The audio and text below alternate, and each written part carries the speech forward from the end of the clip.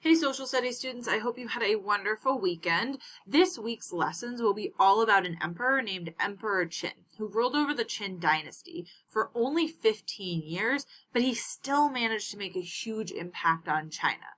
Your goal this week is to figure out if this man, Emperor Qin, was a hero or a villain. Remember that at any point, if you are stuck or confused, you can always come back and re-watch this video. And then once you do, if you're still confused, ask your teacher for help.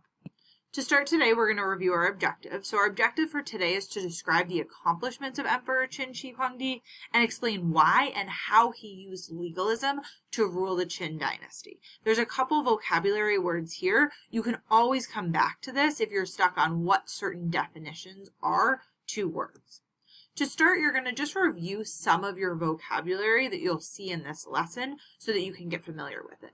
If you look at a word and you think, I don't know what that word means at all, you have Google up here where you can just type in the word, find the definition, and then see which one of these most closely resembles that definition.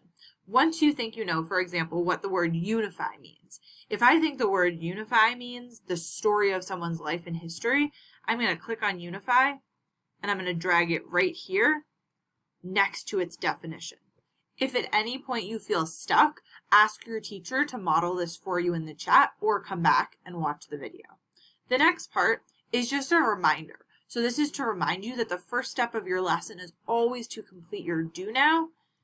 And then after you complete your do now, you will complete your collaboration question in stream. Once you have completed those, you'll see this little box that says, or this little stop sign that says stop. If you have not yet completed your do now and collaboration question at this point, go back and make sure you do so. If you have, move on to the next page. Here's just a reminder of when your teachers are available and then when work will be due every week. The first part of this lesson is to watch a video. You'll see the questions here and then you'll answer them below. You're given sentence starters, so make sure to use those to help you as you answer these. This is also a great opportunity for you to practice using your scroll tools.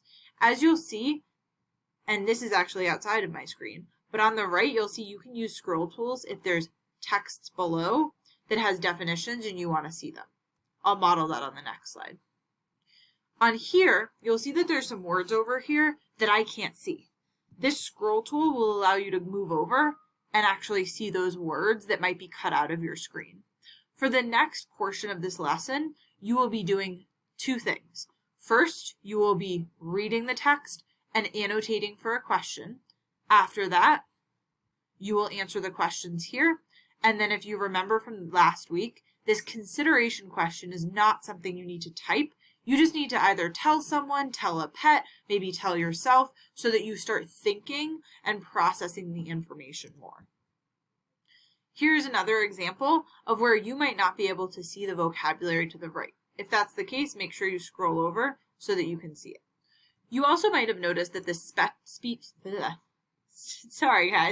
text-to-speech icon is up here. This is something you can always use if you want the text read aloud for you. So let's say I want this portion read aloud for me. I would select it. I would right click, copy. And then all I have to do is click on that link, paste right here, and boom. Now, legalism in ancient China was it can be read aloud for you. It's not going to sound as good as your teacher's, but it's a great option if you want the text read aloud for you. One more reminder about annotating. To annotate, all you do is select the text and then pick the color you want to highlight in, and boom, you have annotated. So for example, right here I'm being asked, what kind of leader is Emperor Qin? If I'm reading through and I see, okay, Emperor Qin Shi Huangdi established strict laws, oh my gosh, that tells me he must be really strict. He's like my really strict teachers. I'm going to highlight, and I'm going to pick my favorite color. I love green.